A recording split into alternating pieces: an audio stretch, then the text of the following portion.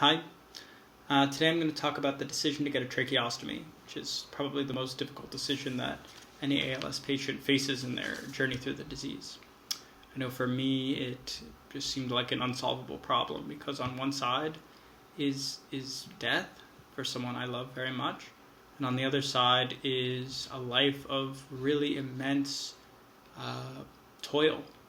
You know, you really have to work very hard for someone who can't take care of themselves in any way.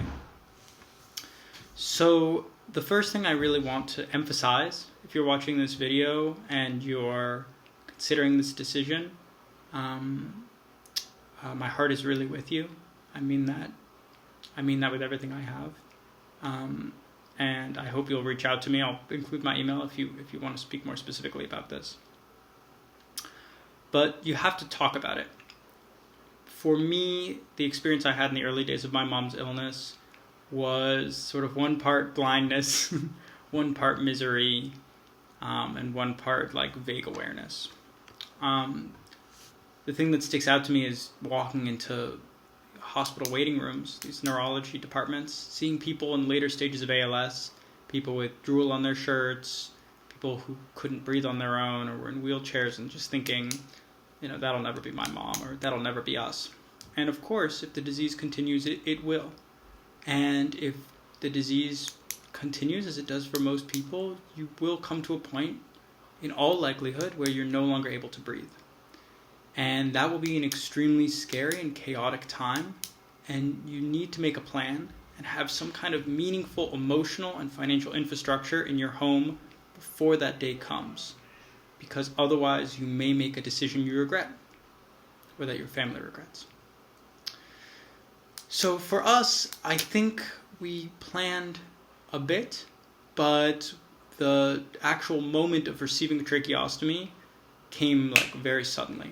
And my mom had gotten pneumonia. She was on the BiPAP machine. We ended up in the hospital. They intubated her, and we were kind of in the hospital waiting room, and they were like, okay, what do you want to do? Is this going to happen?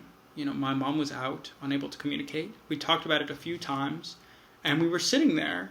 The question of, okay, are we going to get this complicated surgery? What does it look like? Where do we go? How can we take care of her? And we hadn't considered it as explicitly as we might have. We sort of avoided talking about it because it was so painful, and it would have been extremely helpful to make a plan. So I would suggest reaching out to your doctor, exploring your options, looking very specifically at what your healthcare will and will not cover, and talking really honestly with your family. What do they want? What can they handle? And it'll be a painful conversation, and not everyone will know exactly how they feel, but it's really important to start to do that work. It doesn't have to be a lot, but there needs to be some kind of basis of fact if and when an emergency situation arises. So what are the risks? What are the dangers of getting a tracheostomy? The benefits are obvious. You continue to live. If you sort of have a life of the mind in some way, if you're a writer like my mom, you can have some semblance of normalcy, watch movies, enjoy things, you know, see your kids grow up. My mom said at one point that she feels she's frozen while everyone is moving around her. I can't imagine the depth of her experience, but that was how she put it to me. She also is quite happy, actually, I think.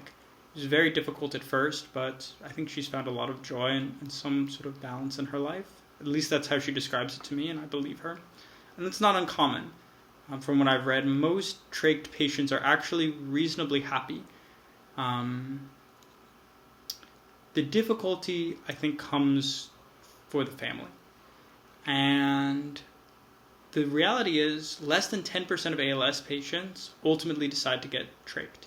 I don't know if that's because people die unexpectedly or suddenly or in difficult circumstances, or if people do consider this and say that life is not for me. On one hand, there's the financial realities. 24-hour care is damn near impossible for most families. We are the luckiest of the lucky insofar as we have excellent insurance that provided us nursing, and we had people who helped us to pay for some caregivers.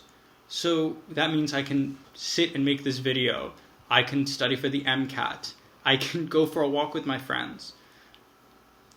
When you're a 24-hour caregiver, it really is a big part of your life. It's extremely difficult. I'm going to make another video about specific municipal support systems that exist across the country, just to say you can get reimbursed for your time, but it's really hard emotionally. So consider what you can afford, what your family is capable of, and then consider what you're capable of. A nurse said that to get a trach is to continue living at the cost of your family's life. And I think that was a bit dramatic, but there is something to be said for how much it costs to live with someone in such a vulnerable state. Because there's the time of it all, but there's also the immense burden of responsibility. I think I'm lucky to have been raised in such a way that I'm okay with that responsibility, though every day is different. But I've had a lot of experiences where if I didn't move quickly, the subtle and somewhat complicated system that's been set up to allow my mom to continue to breathe would have broken down and she would have died. There have been times when nurses have plugged things in wrong, and I've woken up to hear the beeping, run upstairs, and oh my God. There have been times when she's left alone for 5 minutes, and something comes undone, or something's not in, or the pressure cuff's not quite right. It's a lot, and it doesn't stop. I mean, it does stop eventually, but it is a big part of your life. And so you have to be ready. There's no way to really understand what it will entail, but you have to see that there is an immense cost. I'm saying these things just in the hopes of really showing someone who may be facing down this decision what it actually means to go into it, because I think it's one thing to say it will be difficult, and there's another thing to look at your life and see that it's tethered and a part of this health process. So, again, I feel really lucky that I love my mom so much and that I have such a basis of compassion and care with her, because I can return to that when things are difficult, and it helps move me forward. But it has come with an immense cost. Her decision has cost my family something, has cost me something. I think that's about all I wanted to say. Everyone's experience with this is different. Everyone's capacity to be trached, everyone's family's capacity is different. But at the end of the day, it's just something that if this is your life now, you will have to face down.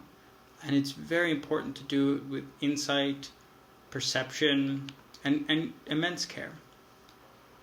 So again, I just want to reiterate that if you're coming to this video as someone who's making this decision, my heart is really with you.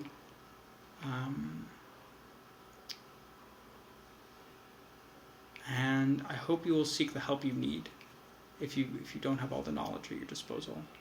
And I hope you will enjoy the beautiful time you have.